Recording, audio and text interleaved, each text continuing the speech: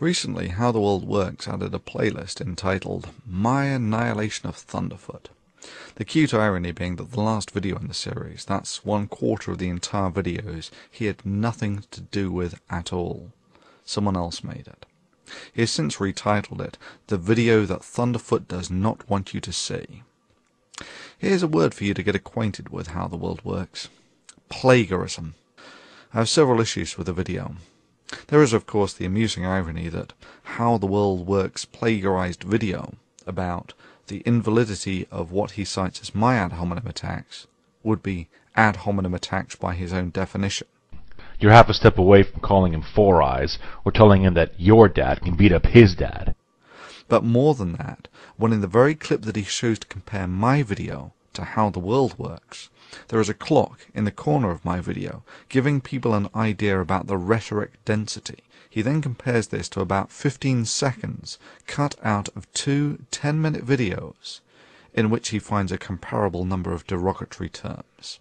Many would see this form of cherry-picking as intentionally misleading, as it cuts out 99% of the video and context from which it's clear why I reach the level of disdain that I have for how the world works.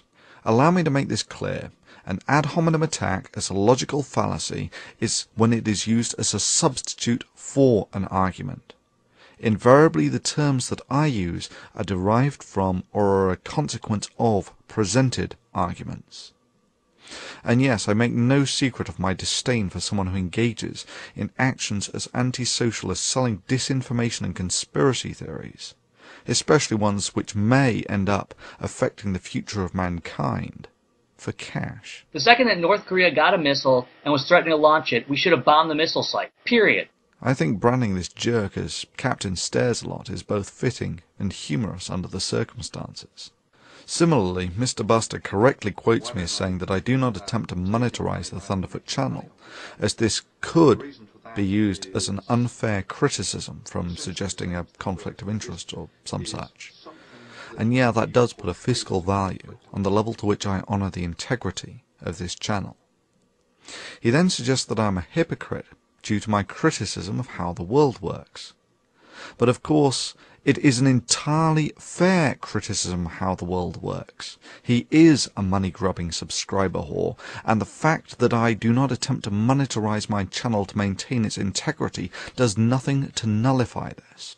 But let's be fair about this, and watch another 30-second video that How the World Works has since deleted, so that we can more fully make up our mind. Hi everyone, today is the new year, and I just want to thank everybody who subscribed to my new channel, How the World Works. Everyone knows that I was hoping to get around 200 subscribers by today. I got around 330. So everyone who subscribed, thanks a lot. And if you haven't subscribed, go over to How the World Works and subscribe right now. I'm going to be offering some promotional prizes for subscribers, and I'm going to be creating some new videos, so you're going to want to check them out. Go over there, subscribe to How the World Works. Hope you have a good new year. And yeah, his intentions and his motives are relevant. Intentionally making money through disinformation is significantly worse than merely making money through disinformation. You clearly disagree with some of the arguments that were made. Let's take, for instance, slavery. His relation of capitalism to slavery was not only a display of his gross misunderstanding of capitalist fundamental roots, but an abject attempt to pull on the heartstrings of his viewers, despite a completely irrational and non sequitur argument. With respect to slavery, I say that no, by historical observation, slavery can function perfectly happy within society if the society permits it, and it has done so for several thousand years. And yes, the American slave trade demonstrates explicitly that capitalism has no issues about slavery. To say that I misrepresented or misquoted anything here is simply a denial of reality and history. Similarly, claiming this is merely an appeal to emotion is just not true. Its effects are directly relevant today. A brief history of the United States. About 250 years ago, the country was founded with a Declaration of Independence, after which, for about 100 years, slavery and the slave trade were acceptable and profitable in the United States. And yes, profitability is the only metric of success in capitalism. And yes, there are exceptionally brutal elements to this. Look at the practice of slave breaking.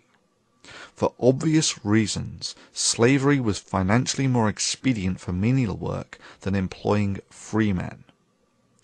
About 150 years ago there was the Civil War, when it was decided that slavery was really not terribly ethical.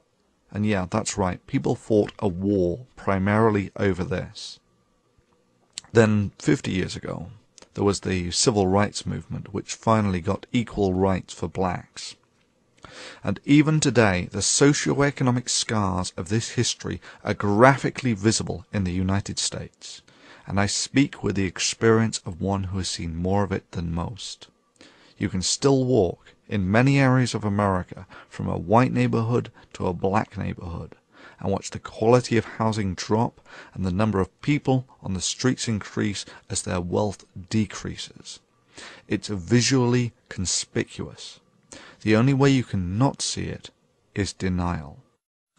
Well, does anyone have any comments on the effectiveness of the healing of these socioeconomic scars in a primarily capitalistic society over the past quarter of a millennium?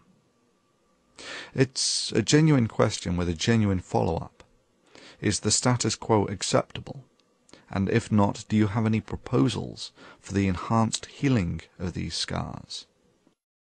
Sure, you can say, well, they have equal rights now, but metaphorically, it's closer to breaking both of someone's legs and then saying, what are you complaining about? You are now allowed to compete on level terms with everyone else in the races.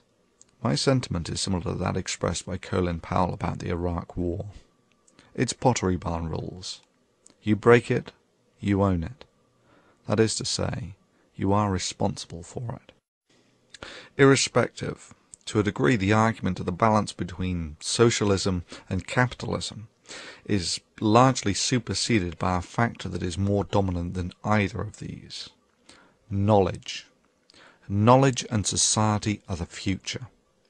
Indeed, the interplay between knowledge, society, and the advancement of civilization was next on the cutting board before I got distracted by Captain Stairs-a-Lot.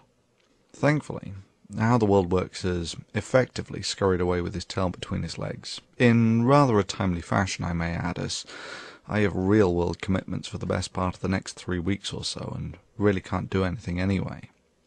But after that, say anything demonstrably stupid, and your ass is toast. But let's summarize the similarities between the poster boy for conspiracy stupidity, that's PCS2, and his global warming conspiracy, and creationists. Both show contempt for the most qualified people in the world when they field educated opinions on their subject. Both are happy to quote mine in order to misrepresent and mischaracterize what they perceive as their opposition. Both think that the science that built the civilization they live in and are utterly dependent upon is made up of some evil conspiracy out to get them. Both have no issues with plagiarism. Ad hominem attacks, of course, and here you will notice that the attack on the person is a substitute for the argument. Answer: you work for the United Nations and you're a leftist. And if you want to hear the word from another leftist enviro-Marxist, just listen to James Hansen from NASA. He's back at it again, even though his old boss said he should have been fired. James Hansen claims that the democratic process is not working to fight global warming. Hey James, the reason why the democratic process is not working to fight global warming is because the majority of people are realizing that you and Al Gore are charlatans. Both demonstrate their lack of character and moral fiber, in that YouTube gives them the ability to censor comments and both zealously engage in the activity. And of course both, when all other options have been exhausted, simply tip the board over and declare victory. So experts, now that I went through every one of your arguments and completely annihilated them... Regrettably, How the World Works. Sorry. PCS2. That's not how the world works. Annihilating someone's argument is not a criterion that is simply achieved by declaring it. Indeed, the mere fact that you need to make such a statement seems to suggest that you do not think that this is self-evident from your argument. In that respect, it's more like Fox News claiming to be fair and balanced. Allow me to summarize PCS2. Braying about how smart you think you are does little to add to your credibility when you are categorically wrong on multiple elementary levels, especially when you further compound your errors by further attempting to justify your ignorance by a variety of deeply unconvincing excuses, and then finally claim that factual veracity is not important as it's only YouTube and who the heck cares, and then ultimately, when all other possible options have been explored, you correct your mistake. To summarize the summary, the knowledge of mankind has guardians to stop antisocial vermin such as yourself from pissing in the fountain of knowledge. To summarize the summary of the summary, keep polluting science, swine. Your bitch ass is mine, sunshine.